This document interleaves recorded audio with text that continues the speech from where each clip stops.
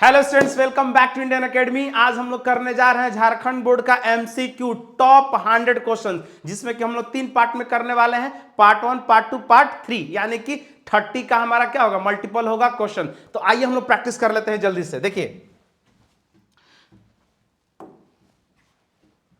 In which year did the partnership act pass? किस साल में जो है पार्टनरशिप एक्ट जो है पास किया गया था? तो सीधा सीधा इसका आंसर क्या होगा आप लोग बताइए कमेंट में। तो 1932 में पार्टनरशिप एक्ट क्या हुआ था, पास हुआ था।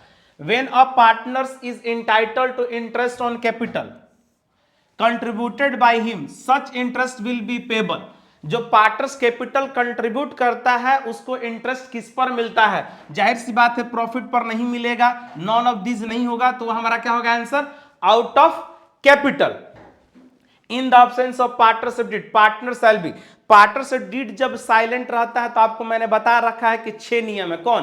पार्टनरशिप डीड साइलेंट रहता है तो interest on capital not allowed, interest on drawing not charge, salary and commission not paid, और प्रॉफिट शेयरिंग रेशियो हमारा क्या होगा, इक्वली होता है। तो इसका आंसर हमारा क्या होगा, in the absence of partnership deed partner shall be not to be paid salary, partners को सैलरी नहीं मिलेगा।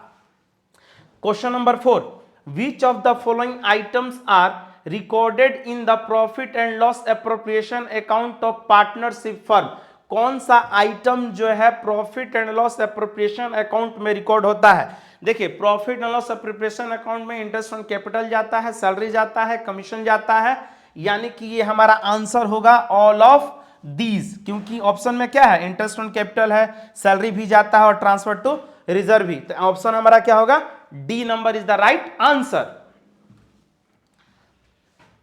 नेक्स्ट क्या है हमारा, question number 5, the interest on partners drawing is debited to. जो पार्टनर से ड्रॉइंग जो करता है उस पर इंटरेस्ट जो चार्ज किया जाता है वो कहां पर डेबिट किया जाता है? तो वो हमारा देखिए प्रॉफिट एंड लॉस अकाउंट नहीं होगा, profit and loss preparation account नहीं होगा, ड्रॉइंग अकाउंट नहीं होगा। ऑप्शन हमारा कौन सा राइट होगा, तो पार्टनर्स कैपिटल अकाउंट में इंटरेस्ट ऑन ड्रॉइंग को डेबिट करते हैं। और इसी साथ में एक और चीज बता देता हूं, इंटरेस्ट ऑन ड्रॉइंग को प्रॉफिट एंड लॉस अकाउंट में क्रेडिट करते हैं। क्रेडिट अगर पूछता तो ये आंसर होता, लेकिन पूछा क्या है कि डेबिट, तो पार्टनर्स कैपिटल अकाउंट में डेबिट करते हैं। गुडविल इज अ, गुडविल क्या है, फिक्स्ड एसेट है, ड्रॉइंग्स है, नॉन ऑफ दिस। देखिए, इनविजिबल एसेट्स क्या है, इनविजिबल एसेट्स। इनविजिबल एसेट्स को और हम लोग क्या बोलते हैं, इंटेंजिबल भी बोलते हैं। इनविजिबल को क्या बोलते हैं, इंटेंजिबल भी बोलते हैं, यानी कि option number B.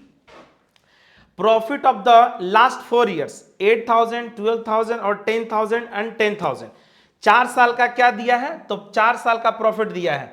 The value of the goodwill, the value of the goodwill 2 years average profit will be क्या होगा, एवरेज प्रॉफिट हमारा क्या होगा, यानी कि देखिए सबसे पहले तो आप ले लीजिए 4 साल का प्रॉफिट, उसको 4 से डिवाइड कर दीजिए और 2 से मल्टीप्लाई कर दीजिए, तो हमारा क्या निकल जाएगा, वैल्यू ऑफ गुडविल, यानी कि 10, 10, 20 और 20 और 10, 30, 10, 40, यानी कि 40,000 को डिवाइड कर देंगे 4 से तो कितना आ जाएगा, 10,000 आ जाएगा।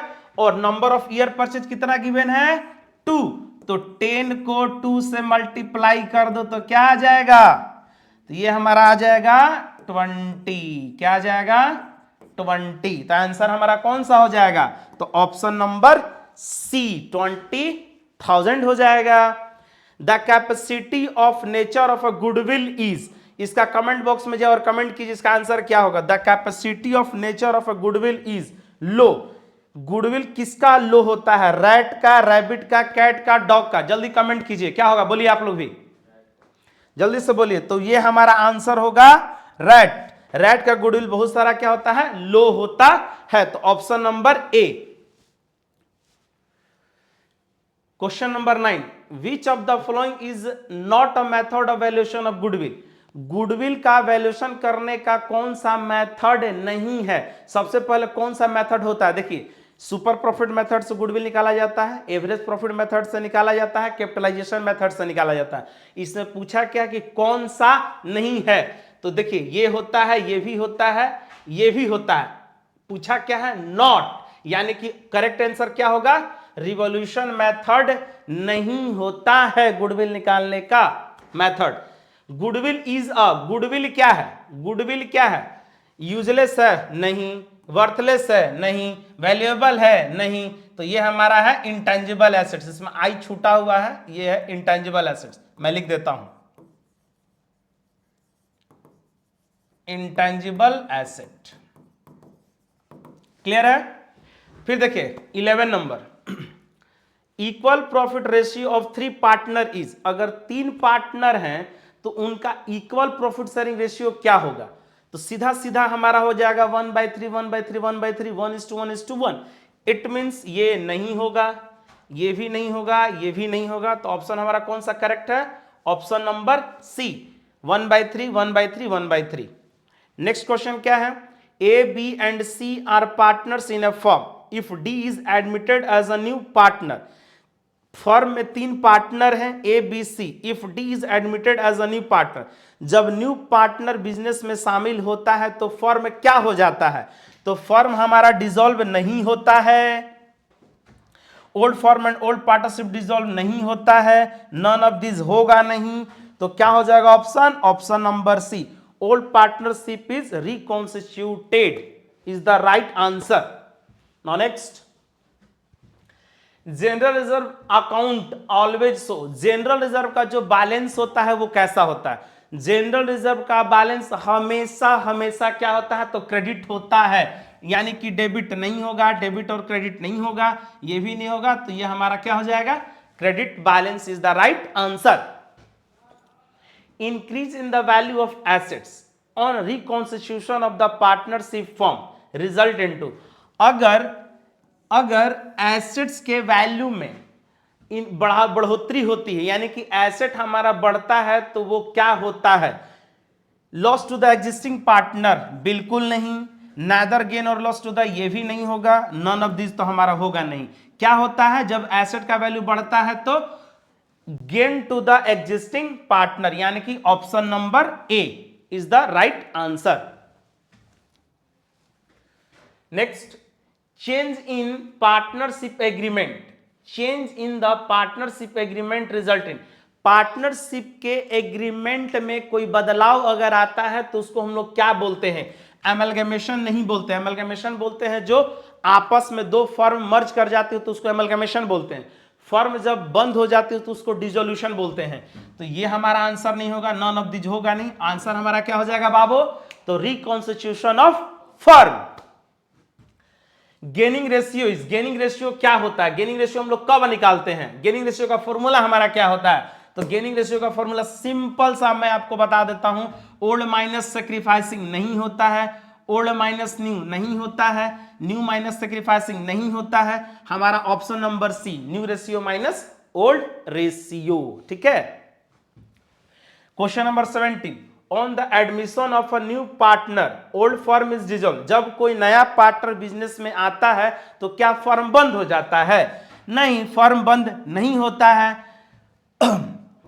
Both old and partnership are firm are dissolve, नहीं, ये भी नहीं होगा, नेदर पार्टनर्स और फर्म इज डिसॉल्व, ये भी नहीं होगा, option number C, old partnership is reconstituted, old partnership क्या होता है, रिकॉन्स्टिट्यूट हो जाता है, पुनः निर्माण हो जाता है। Question number 18, X and Y are partner sharing profit in the ratio of 1:1:1. They admit Z for 1/5 share, who contributed 25,000 for his goodwill. The total goodwill of the firm is, देखिए क्या है, इसमें 2 पार्टनर हैं, x है और Y है, इस firm में कितने लोग हैं, एक्स और वाई, जेड जो है बिजनेस में आता है 1/5 शेयर के लिए, और गुडविल यानी कि PFG कितना लेकर के आया है, तो 25,000 प्रीमियम लेकर के आया है। पूछा क्या गया है कि टोटल गुडविल कितना होगा, क्या पूछा गया है, टोटल गुडविल, तो टोटल गुडविल निकालने का फॉर्मूला क्या होता है भाई, तो PFG into reciprocal of his share, यानी कि 25,000 इंटू 5/1, 1/5 का रेसिप्रोकल करेंगे तो क्या हो जाएगा, 5/1 हो जाएगा, तो यानी कि 25 इंटू 5 125 5। तो इसका मतलब हमारा आंसर क्या हो जाएगा, डायरेक्ट आप कर दो ऑप्शन नंबर डी, 1,25,000। फिर से रिपीट कर देते हैं, टोटल गुडविल निकालने का फॉर्मूला क्या होता है, न्यू पार्टनर्स का पीएफजी को क्या कर दीजिए, उसके शेयर से रेसिप्रोकल कर दीजिए। It means PFG into reciprocal of his share. Clear है? तो चलिए next question. The balance of revaluation account और profit and loss adjustment account is transferred to old partners capital account in their. सबसे पहले मैं आपको बता दूं, revaluation account is also known as profit and loss adjustment account. Revaluation account के एक और नाम से जाना जाता है, क्या है, profit and loss adjustment account के नाम से भी जाना जाता है। जो वो प्रॉफिट होता है वो ट्रांसफर होता है ओल्ड पार्टनर्स में। किस रेशियो में, इक्वल रेशियो में बिल्कुल नहीं, न्यू प्रॉफिट शेयरिंग रेशियो में बिल्कुल नहीं, कैपिटल रेशियो में बिल्कुल नहीं। ओल्ड पार्टनर्स क्या हो जाएगा, ओल्ड प्रॉफिट शेयरिंग रेशियो में ट्रांसफर हो जाता है, प्रॉफिट है चाहे लॉस है। ठीक है। 20 A and B share profit and losses in the ratio 3:1। C was admitted for 1/4 share. New profit sharing ratio will be, देखिए क्या दिया है, ओल्ड रेशियो दिया है, सी बिजनेस में आता है, तो आपको क्या निकालनी है, न्यू प्रॉफिट शेयरिंग रेशियो निकालनी है। 2 मिनट, देखिए 1 है, 1 माइनस कर दीजिए 1/4, तो कितना आ गया 3/4। न्यू रेशियो निकालनी है ना, तो आपका हो जाएगा 3/4 यानी कि 9/16, फिर हो जाएगा 3/4 इंटू 1/4, रिमेनिंग निकाल करके मल्टीप्लाई कर दो, यानी कि 3/16, तो 93, यानी कि हमारा ऑप्शन मिल गया option number C. Option number C. क्या किए, 1 माइनस रिमेनिंग निकालनी है, 1 माइनस 1/4, तो कर दिए, जो आया उसको मल्टीप्लाई कर दिए ओल्ड से, तो हमारा क्या निकल गया, तो वो हमारा निकल गया न्यू रेशियो, जो कि ऑप्शन नंबर सी है। गेनिंग रेशियो इज कैलकुलेटेड, क्या बाबू, सी का भी निकाल के दिखाते हैं, चलिए बिल्कुल सी का भी निकाल के दिखा देते हैं। 1/4 बेस क्या होता है, इक्वल होता है, तो 4/4, यानी कि देखिए ये भी आ गया। ठीक है, 934। चलिए next, gaining ratio is calculated. Gaining ratio कब कैलकुलेट करते हैं, एडमिशन के समय तो नहीं करते हैं, डिसोल्यूशन के समय नहीं करते हैं, नॉन ऑफ दिस होगा नहीं, ऑप्शन होगा at the time of retirement of a partner. जब कोई पार्टनर रिटायर करता है तो हम लोग गेनिंग रेशियो क्या करते हैं, कैलकुलेट करते हैं। Next, profit and loss on revolution at the time of retirement is shared by. Retirement के केस में जो प्रॉफिट या लॉस आता है रिवॉल्यूशन अकाउंट में रिटायरमेंट के समय, वो शेयर्ड होता है, किन लोगों में बंटता है, तो हमारा क्या होगा, रिमेनिंग पार्टनर्स, न्यू पार्टनर्स नहीं होगा, नन ऑफ दीज नहीं होगा। कंफ्यूजन कहां है भाई, रिमेनिंग पार्टनर्स में या ऑल पार्टनर्स में, तो देखिए हमारा आंसर होगा क्या, ऑल पार्टनर्स में, रिमेनिंग में नहीं, क्योंकि रिटायरिंग पार्टनर्स भी तो अपना प्रॉफिट लेकर के जाएगा, इसलिए रिटायरमेंट के समय ध्यान रखिए, रिटायरमेंट के समय जो रिवॉल्यूशन अकाउंट का प्रॉफिट हो या लॉस हो ऑल पार्टनर्स में बटेगा, लेकिन एडमिशन के केस में ओल्ड पार्टनर्स में बटता है, याद रखिएगा। Next question number 23, B C D are partner sharing profit in the ratio of 7:5:4। D died on 30 June, D की कब मृत्यु हो गई है, तो डी जो है 30 जून को मर गया 2023, and profit for the year 2022 and 23 were कितना गिवन है, 12,000। How much share in profit for the period 1 April 2023 to 30 June. 1 April से लेकर के 30 जून तक वो पार्टनर क्या है, जीवित रहा है, will be credited to this account, तो कितनी प्रॉफिट उसको कंसीडर किया जाएगा। देखिए मैं आपको बता देता हूं, वो जो पार्टनर है कब तक जीवित रहा है, तो 1 अप्रैल से, ये हमारा ले लेते हैं अप्रैल, 1 अप्रैल से लेकर के 30 जून तक, यानी कि 30 जून तक पार्टनर जीवित है, यानी कि अप्रैल में जून 3 महीना जीवित रहा है पार्टनर, अप्रैल में और जून 3 महीना जीवित रहा, तो 3 महीना का ही प्रॉफिट मिलेगा, यानी कि 12,000 का आप निकाल लो 3 महीने का 3/12 इंटू कितना है शेयर्स डी का, तो 7 5 12 4 16 यानी कि 4/16। तो आप अगर इसको सॉल्व करोगे तो ये आपका आ जाएगा 750। तो हमारा डायरेक्ट इसका आंसर हो जाएगा 750, क्योंकि मरे हुए पार्टनर्स का जो प्रॉफिट कैलकुलेट होता है on the basis of time, on the basis of sales. तो टाइम के बेस पर हम निकालें तो उसको और कितना प्रॉफिट मिलेगा, 750। ठीक है, और मेरे को कमेंट बॉक्स में जाइए और कमेंट करके बताइए कि इस प्रॉफिट को एक्चुअल में हम लोग क्या बोलते हैं। तो इसको हम लोग बोलते हैं profit and loss suspense account. पूछ सकता है ये भी आपसे कि डिजीज पार्टनर का जो प्रॉफिट होता है उसको किस नाम से पुकारा जाता है या प्रोनाउंस किया जाता है या बोला जाता है। तो profit and loss suspense account के नाम से कंसीडर करते हैं। ठीक है, 24 A, B, C are partners sharing profit and losses in the ratio of 2:2:1. C died on 31st March 2020. कब मर गया है, 31 मार्च को इस बार मर गया है। The profit of the firm financial year ended 31 March 2014 is 64,000। Profit कितना दे दिया, 64,000।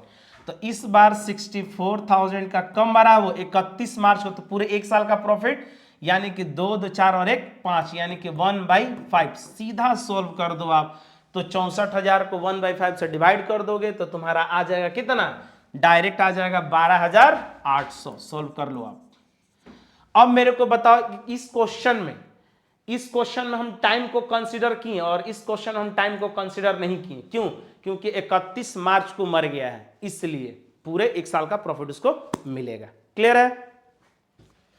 On the retirement of a partner reserve should be transfer to the capital account of. Retirement के टाइम पर रिजर्व जो हमारा ट्रांसफर होता है वो कितने पार्टनर्स में ट्रांसफर होता है, रिटायरिंग पार्टनर्स में सिर्फ होता है, बिल्कुल नहीं। क्या रिमेनिंग पार्टनर्स में होता है, बिल्कुल नहीं। नन ऑफ दिस तो होगा ही नहीं। तो ऑल पार्टनर्स में ट्रांसफर होता है एडमिशन के केस में, क्या, रिजर्व। तो ऑप्शन हमारा क्या हो जाएगा, C, all partners. 26 the accumulated profit and reserve are transfer to. Accumulated profit और रिजर्व जो होता है ट्रांसफर होता है किस में, रियलाइजेशन अकाउंट में, बैंक अकाउंट में, नन ऑफ दिस। देखिए नन ऑफ दिस तो होने से रहा, पूछ रहा है क्या कि एक्यूमुलेटेड प्रॉफिट और रिजर्व कहां ट्रांसफर होता है, बैंक अकाउंट नहीं होगा, रियलाइजेशन अकाउंट में छूते भी नहीं हैं। तो ऑप्शन हमारा क्या बचा, पार्टनर्स कैपिटल अकाउंट में ट्रांसफर होता है। Next question, unrecorded liabilities when paid are shown in. जब कोई अनरिकॉर्डेड लायबिलिटी का मतलब होता है न्यू लायबिलिटी, जो बैलेंस शीट के बाहर दिया हुआ रहता है, तो उसको हम लोग जो पे करते हैं तो कहां पे रिकॉर्ड करके पे करते हैं, याद करो dissolution of partnership. Dissolution of partnership में हम लोग क्या करते थे, एक अकाउंट बनाते थे, रियलाइजेशन अकाउंट। तो क्या हो जाएगा, क्या बैंक होगा, बिल्कुल नहीं। क्रेडिट साइड, बिल्कुल नहीं, ये भी नहीं, क्योंकि ये तो लॉस है ना। तो ये चला जाएगा क्या, debit side of realisation account, option number A. Next, unrecorded assets when taken over by a partner are show in. जब कोई पार्टनर एसेट को टेक ओवर करता है, यानी कि जब कोई पार्टनर एसेट ले लेता है तो वो कहां जाता है, वो जाता है रियलाइजेशन अकाउंट के क्रेडिट साइड। याद करो partners capital account debit to realisation account हम लोग एंट्री पास कर देते हैं। तो इसका आंसर क्या होगा मेरे को बताइए, क्या डेबिट होगा, बिल्कुल नहीं, ये भी नहीं होगा। बताइए ऑप्शन कौन सा सही है, जल्दी से बताइए। तो option number C is the right answer. 29 on dissolution of a firm partners loan account is transfer to. Dissolution के समय पार्टनर्स के लोन को हम लोग क्या करते थे, तो पार्टनर्स के लोन को पे करते थे, ट्रांसफर नहीं करते थे। तो इसका आंसर हमारा क्या हो जाएगा, जल्दी से बताइए। क्या रियलाइजेशन अकाउंट होगा, बिल्कुल नहीं। क्या पार्टनर्स कैपिटल अकाउंट में जाता है, बिल्कुल नहीं। क्या पार्टनर्स करेंट अकाउंट में जाएगा, बिल्कुल नहीं। तो आंसर हमारा क्या हो जाएगा, नन ऑफ दीज। देखो 28 क्वेश्चन के बाद एक क्वेश्चन आया जिसका आंसर क्या हुआ, none of these. Now next, on dissolution of a firm bank overdraft is transfer to. सबसे पहले बैंक ओवरड्राफ्ट क्या है, वो लायबिलिटी होता है। ठीक है, तो लायबिलिटी होता है तो रिजोल्यूशंस में हम लोग उसको क्या करते थे, कहां ट्रांसफर करते थे, कैश अकाउंट में, बिल्कुल नहीं। बैंक अकाउंट में, बिल्कुल नहीं। क्या पार्टनर्स कैपिटल अकाउंट में जाता है, बिल्कुल नहीं। ऑप्शन हमारा क्या हो जाएगा, सी। रियलाइजेशन अकाउंट में हम लोग क्या करते थे, ट्रांसफर करते थे। तो अब हम लोग क्या करते हैं, पार्ट 1 30 क्वेश्चन हम लोग कंप्लीट कर लेते हैं। मिलते हैं नेक्स्ट वीडियो में, नेक्स्ट पार्ट में। जय हिंद।